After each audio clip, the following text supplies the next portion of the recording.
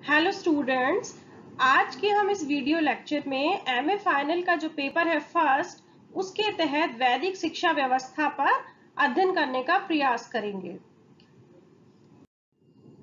वैदिक शिक्षा व्यवस्था के अंतर्गत हम शिक्षा की उस परंपरा की चर्चा करेंगे जिसमें जो शिक्षा ब्रह्मचर्य की अवधारणा पर आधारित थी और जिसमें ब्रह्मचर्य की अवधारणा के अंतर्गत जो गुरुकुल जो परंपरा है उस पर अवलंबित थी।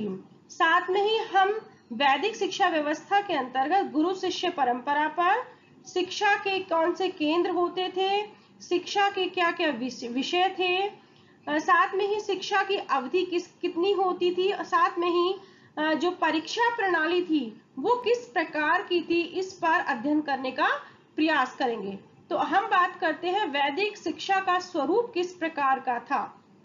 अगर देखा जाए वैदिक शिक्षा की बात करें तो भारत के संदर्भ में हम कह सकते हैं कि जो भारत प्राचीन काल से ही शिक्षा की दृष्टि से समृद्ध रहा है और भारत ज्ञान के क्षेत्र में भारत को विश्व गुरु की ख्याति प्राप्त रही है और शिक्षा मुख्य रूप से ब्रह्मचर्य की अवधारणा पर आधारित थी और जिसके तहत गुरुकुल शिक्षा प्रणाली यहाँ पर प्रचलित रही है। गुरुकुल शिक्षा प्रणाली है उसकी महत्ता को इस बात से भी समझा जा सकता है कि ब्राह्मण कुल में जन्मा व्यक्ति उसी स्थिति में ब्राह्मण कहलाने का अधिकारी था जब वो गुरुकुल में रहकर वेद और शास्त्रों में प्रवीण होता था, अन्यथा वह केवल ब्रह्म बंधु ही समझा जाता था, ब्राह्मण नहीं।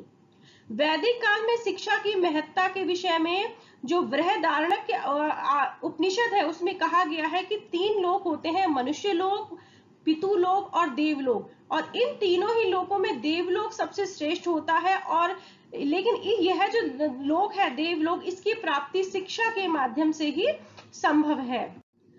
जब वैदिक जो शिक्षा व्यवस्था है उसमें जब बालक को शिक्षा उसकी आरंभ कराई जाती थी तो उससे पहले उसके कुछ संस्कार किए जाते थे जो शिक्षा से संबंधित थे। तो हम बात करते हैं वो कौन से संस्कार थे जो बालक के विद्या अर्जन से संबंधित थे। तो पहला जो संस्कार था वो था विद्या आरंभ संस्कार। इसके तहत जब बालक का जो मस्तिष्क है शिक्षा के योग्य हो जाता था तो यह संस्कार किया जाता था और इसमें बालक को अक्षर सिखाए जाते थे। दूसरा जो संस्कार है वो उपनयन संस्कार होता था और इसमें बालक को गुरुकुल में जब प्रवेश लेता था उस समय यह किया जाता था। उपनयन का शाब्दिक अर्थ होता है गुरु के समीप ले जाना, अर्थात शिक्षा के उद्देश्य से बालक को गुरु के समीप ले जाया जाता था। तीसरा जो संस्कार है वेदारंभ संस्कार था जो उपनयन के बाद किसी भी शुभ दिन को देखकर कर दिया जाता था और इससे तात्पर्य है कि अब बालक को वेदों का अध्ययन कराना आरंभ करवा दिया जाता था।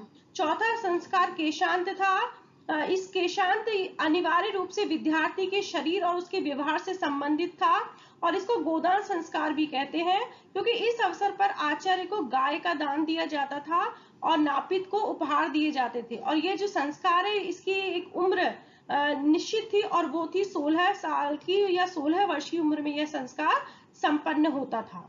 अगला जो संस्कार है, अंतिम जो शैक्षणिक संस्कार है वो समावर्तन संस्कार है जिसका अर्थ है कि वेदों के अध्ययन का जब समाप्त हो जाते थे तो उसके बाद जो बालक है वो गुरुकुल से जब घर की ओर प्रस्थान करता था उस वक्त उसका समावर्तन संस्कार होता था और यह जो संस्कार है यह ब्रह्मचर्य के समाप्त होने पर किया जाता था। अगली जो बात है उस बिंदु है उस पर हम बात करते हैं वो है जो परंपरागत जो शिक्षा व्यवस्था थी उसमें गुरु और शिष्य के जो आपस के जो संबंध थे वो बहुत ही उत्तम थे। इस परंपरागत शिक्षा व्यवस्था में गुरु शिष्य का संबंध बहुत ही महत्वपूर्ण माना गया है। वेद वेदांग उपनिषद ब्राह्मण ग्रंथों और दर्शन शास्त्र में गुरु को सर्वोपरि स्थान देते हुए गुरु को ब्रह्मा विष्णु महेश का साक्षात स्वरूप माना गया है। गुरु शिष्य का आध्यात्मिक पिता माना जाता था और गुरु शिष्य के आपसी संबंध वो पिता पुत्र के ही समान थे और गुरु भी ये प्रयास करता था कि शिष्य का शारीरिक मानसिक और आध्यात्मिक विकास हो। शिक्षा की ये जो परंपरा थी इसमें जो शिष्य होते थे वो भी गुरु को बहुत ही आदर और सम्मान करते थे। शिष्य अपने गुरु की प्रत्येक आज्ञा को अपना मानना, अपना परम कर्तव्य समझता था। वो गुरु के उठने से पहले उठ जाया करता था और गुरु के लिए सुबह के जो आवश्यक जो साधन थे उनको जुटाता था। गुरु शिष्य के आश्रम में ही निवास करता था, इसलिए गुरु आश्रम की सारी जो परंपराएं हैं उनका निर्वहन उस शिष्य के द्वारा किया जाता था। ब्रह्म मुहूर्त को अध्ययन के लिए सर्वोत्तम माना जाता था और ऐसा अनुमान है कि सुबह के जो दैनिक कार्य से निवृत्त होकर बालक पास के नदी या झरने आदि से जल लेकर आश्रम की सफाई करता था। उसके बाद आश्रम में जो भी पशु होते थे उनकी सेवा करना, उनको स्नान आदि कराना।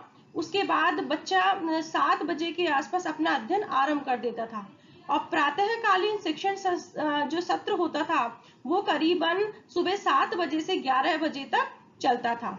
मध्याह्न सत्र के उपरांत भोजन करता था बालक और उसके बाद वह विद्यार्थी थोड़े समय विश्राम करने के बाद वह भिक्षाटन के लिए निकल जाता था। इसके बाद शिक्षा का जो संध्याकालीन सत्र चलता था और इस प्रकार जो विद्यार्थी का जो दैनिक जीवन था वो बहुत ही नियमित था और व्यवस्थित था। इस काल में ऐसा समझा जाता था कि बिना गुरु की सेवा के ज्ञान का अर्जन संभव ही नहीं है। अतः शिष्य अपने गुरु की सेवा और आदर तन मन से करता था और प्राचीन काल में गुरु भी अपना सारा जो ज्ञान है अपने शिष्य को देता था और ज्ञान देते समय गुरु यह नहीं सोचता था कि एक दिन शिष्य उससे अधिक ख्याति प्राप्त कर लेगा। ये जो ज्ञान दिया जाता था गुरु के द्वारा, इसके बदले में जो गुरु है वो शिष्य से किसी भी प्रकार से शिक्षा शुल्क नहीं लेता था। जो भी वो भिक्षार्य से या भिक्षा मांग के जो भी शिष्य के द्वारा जुटाया जाता था वो गुरु के सेवा में अर्पित कर देता था और इसी से ही गुरु और शिष्य का जीवन निर्वहन होता था। यद्यपि जब शिक्षा खत्म हो जाती थी तो वह अपनी सामर्थ्य के अनुसार जो भी दक्षिणा जो शिष्य होता था उसके पास होती थी वो गुरु को देता था और ये जो दक्षिणा होती थी ये गुरुकुल की आय का मुख्य साधन होती थी। लेकिन जो निर्धन और जो सामर्थ्यहीन जो छात्र होते थे जो गुरु दक्षिणा नहीं दे पाते थे वो गुरु दक्षिणा के बदले में आश्रम में श्रमदान करते थे और जो आश्रम है उसकी में अधिक श्रमदान किया करते थे। ये जो गुरु दक्षिणा दी जाती थी उसमें गाय, घोड़े, धन और अन्न ये कुछ भी दिया जा सकता था। गुरु दक्षिणा के अलावा जनसाधारण द्वारा या राज्य के द्वारा भी आश्रमों को आर्थिक सहायता दी जाती थी और राजाओं के द्वारा आश्रमों को जो दान दिया जाता था, गांव के गांव दे दिए जाते थे, उन गांवों को अग्रहार कहा जाता था और इनसे आश्रमों की आय होती थी। अब हम बात करते हैं कि जब वैदिक शिक्षा व्यवस्था में जो सबसे महत्वपूर्ण जो स्थान होता था वो गुरु का होता था। तो गुरु है उसको भी अनेक नामों से प्राचीन काल में जाना जाता था। जैसे कि जो सबसे जो श्रेष्ठ होते थे, सबसे पहले नंबर पे जो गुरु उनको आचार्य कहा जाता था और निरुक्त के अनुसार जो अपने शिष्य को आचार की और चरित्र की शिक्षा देते थे वो आचार्य कहलाते थे। दूसरे थे उपाध्याय गुरु। मनु के अनुसार जो ब्राह्मण वेद के एक भाग का और वेदांगों को जीविका के लिए पढ़ाते थे उनको उपाध्याय कहा जाता था। तीसरा है प्रवक्ता गुरु। प्रोक्त साहित्य की शिक्षा देने वाले गुरु को प्रवक्ता के नाम से जाना जाता था। अगले है अध्यापक गुरु। जो वैज्ञानिक और लौकिक साहित्य का ज्ञान प्रदान करते थे वो अध्यापक गुरु कहलाते थे। क्षोत्रिय गुरु वे अध्यापक जो वेद की शाखाओं को कंठस्थ कराते थे छात्रों को, वो क्षोत्रिय गुरु कहा जाते थे।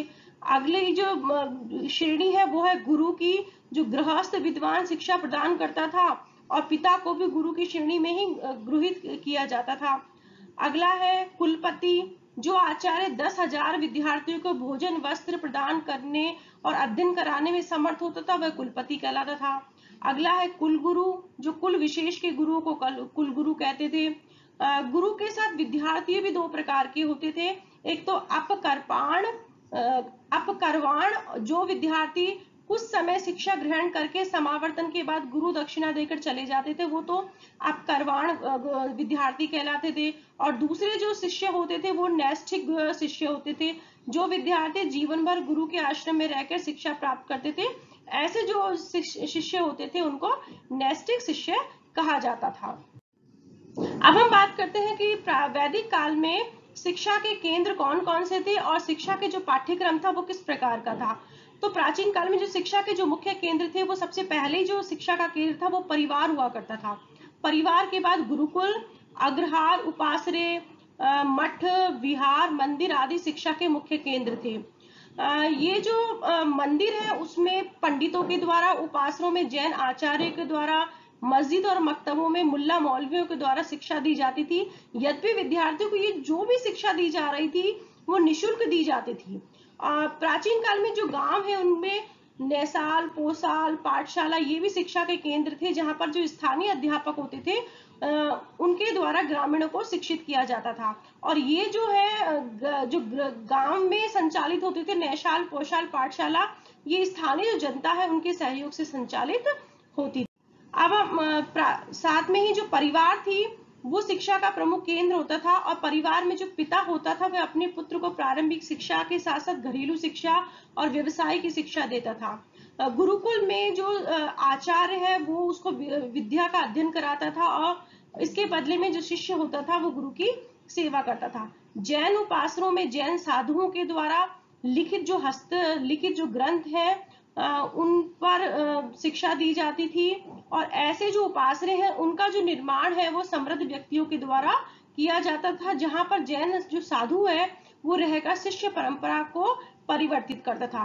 तो प्राचीन काल में अगर हम बात करें कि विषय कौन से थे या पाठ्यक्रम किस प्रकार का होता था, तो प्राचीन काल में जो शिक्षा के विषयों को दो भागों में हम बांट सकते हैं, पराविद्या और अपराविद्या। पराविद्या में जो आध्यात्मिक विषय है उनका अध्ययन कराया जाता था, जिसमें कि चारों वेदों का, ब्राह्मण, आर्णक के उपनिषद आते थे।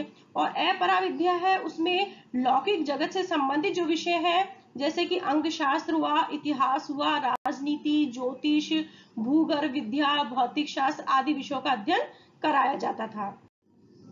वैदिक काल में गुरुकुल में रहकर विद्यार्थी वेदों का, छंद शास्त्र का अनुष्ठान, गणित, ज्यामिति, ज्योतिष, भूगोल, इतिहास आदि विषयों का अध्ययन करता था।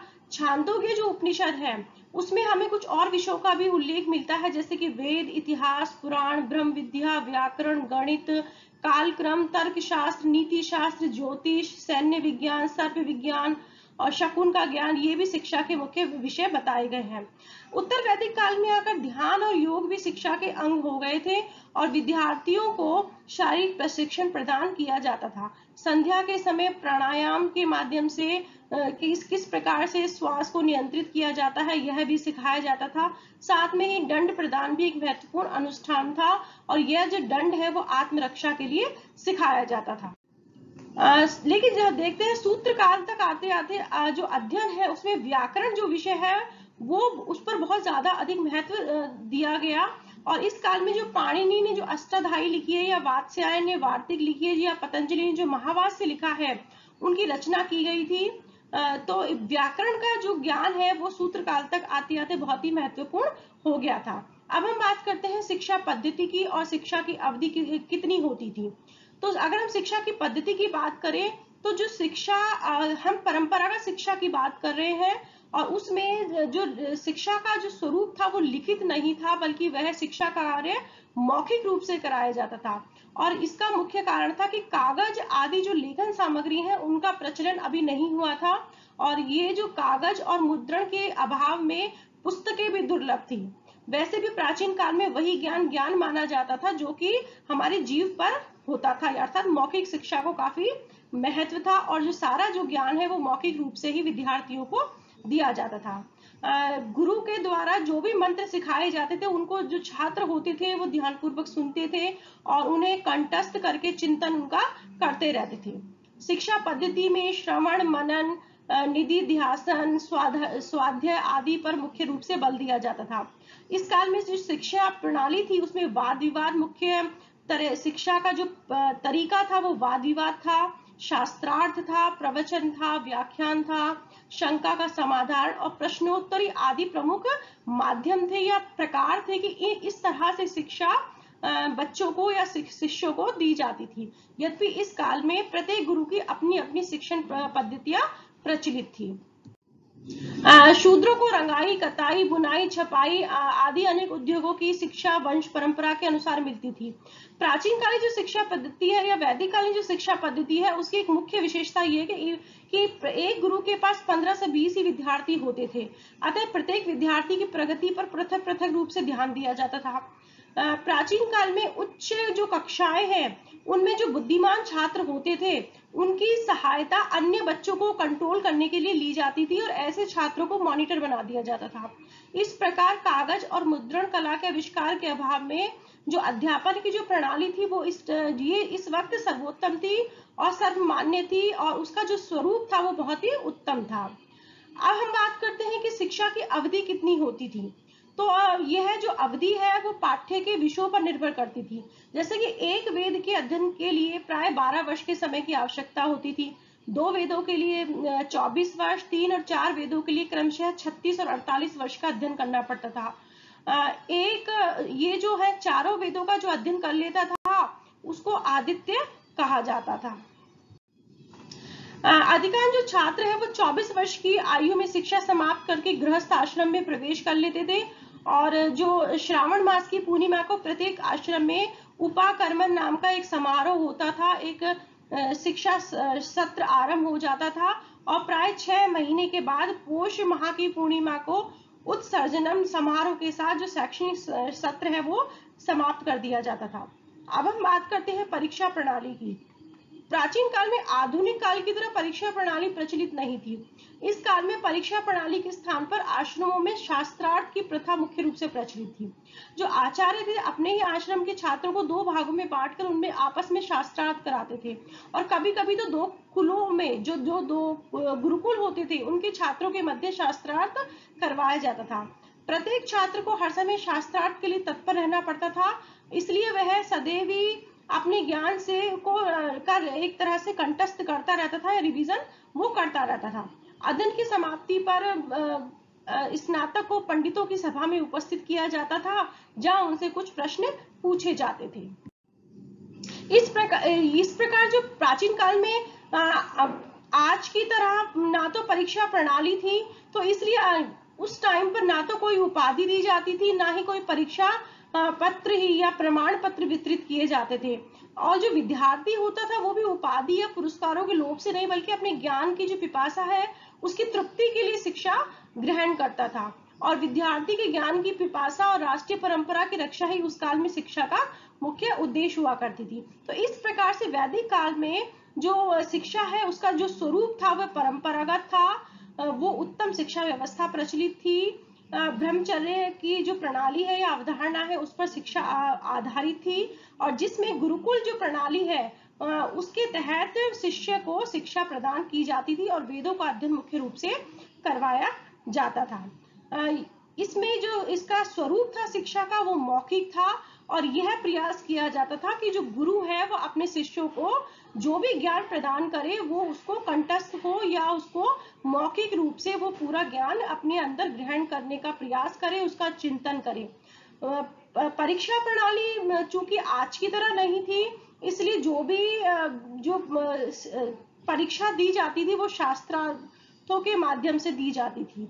तो इस प्रकार से जो उद्देश्य था शिक्षा का वो एक तरह से जो छात्र था वो अधिक से अधिक ज्ञान प्राप्त करना चाहता था और वही उसका इसी लाभ के कारण या इसी उद्देश्य के कारण ही बालक गुरुकुलों में शिक्षा प्राप्त करने के लिए आते थे।